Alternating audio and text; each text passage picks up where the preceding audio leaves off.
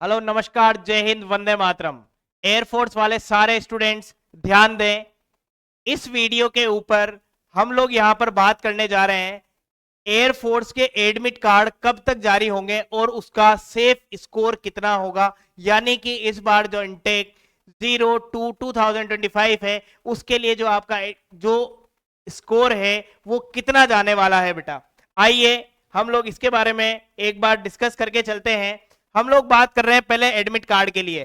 पहले जो हम लोग यहाँ पर पॉइंट को लेकर चल रहे हैं वो है हमारा एडमिट कार्ड। तो एडमिट कार्ड कब तक जारी हो सकते हैं, जिसमें हमें ये चीज बताई जाती है कि सिटी कौन सी होगी, और एडमिट कार्ड के अंदर हम लोग बात करें कि कितने टाइम के अंदर अंदर ये चीजें जारी हो सकती है। तो हम लोग बोले इनटेक 2025 2025 के अंदर।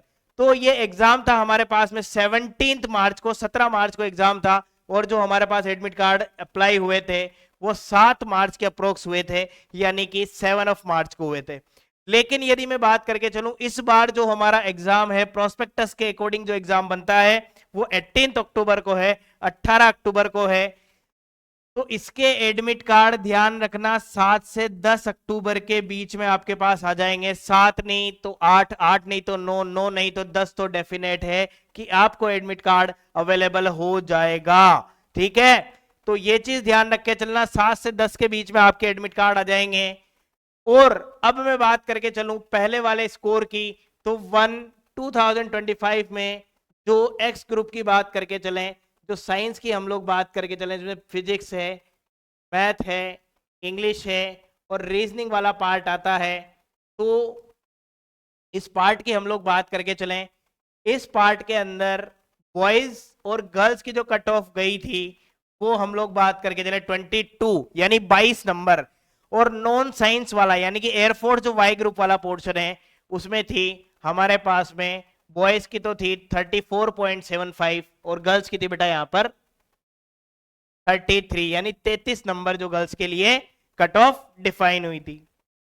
अब हम लोग बात करके चले सिलेक्शन प्रोसीजर की। तो मिनिमम आपके कितने सवाल सही होने चाहिए।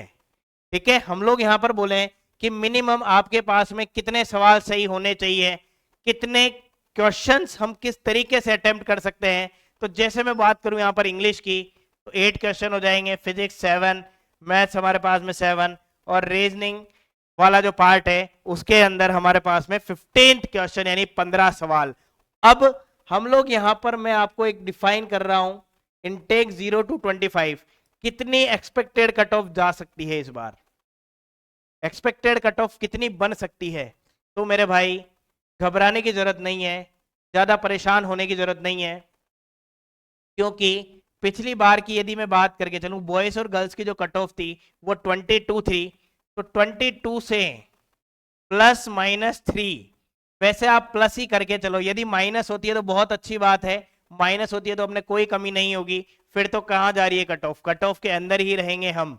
लेकिन ये ध्यान रखो प्लस वाली वैल्यू हमें ध्यान रख के चलनी है। तो 22 + 3 यानी 25 तो आपको लेना ही है, स्कोर करना ही है। तो 25 नंबर स्कोर हो जाएगा तो आपका इस बार का सेफ स्कोर है, यानी शानदार स्कोर होगा और ज्वाइनिंग आप लोगों से कहीं दूर नहीं जा रही है। वाई ग्रुप की मैं बात करके चलूं तो वाई ग्रुप के अंदर यहां पर बन सकता है अपने पास में, अपन ने बोला कि 34.75 है, इसमें भी मैंने +-3 की यूज में लिया है, यानी 3 नंबर ज्यादा या 3 नंबर कम, या तो आर होगा या पार होगा इस बार। ठीक है, तो हम लोग ये चीज ध्यान रखें कि हमें आर ही करना है, मतलब हमें आगे ही बढ़ के चलना है। तो हम लोग +3 वाला ही स्कोर यूज में लेकर चले यहां पर बच्चों। यदि आप लोगों के माइंड में प्लस का स्कोर है तो डेफिनेट है आपको सिलेक्शन प्रोसीजर से कोई नहीं रोक सकता। और एयरफोर्स वाले स्टूडेंट जो हैं उनके सबसे ज्यादा, एक्स ग्रुप वालों के सबसे ज्यादा डर होता है फिजिक्स का और मैथ्स का।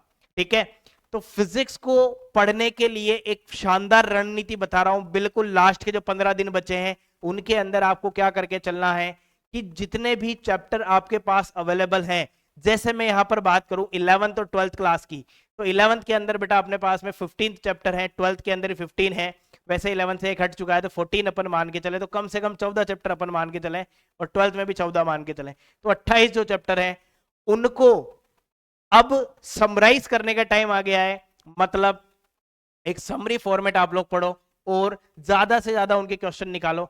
डरने की जरूरत नहीं है, घबराने की कहीं कोई आवश्यकता नहीं है, क्योंकि आप लोगों को पता है जो डर गया समझो मर गया, मतलब वो कुछ नहीं कर सकता लाइफ में। तो आपको डरने की जरूरत नहीं है, समराइज करो, क्वेश्चन निकालो।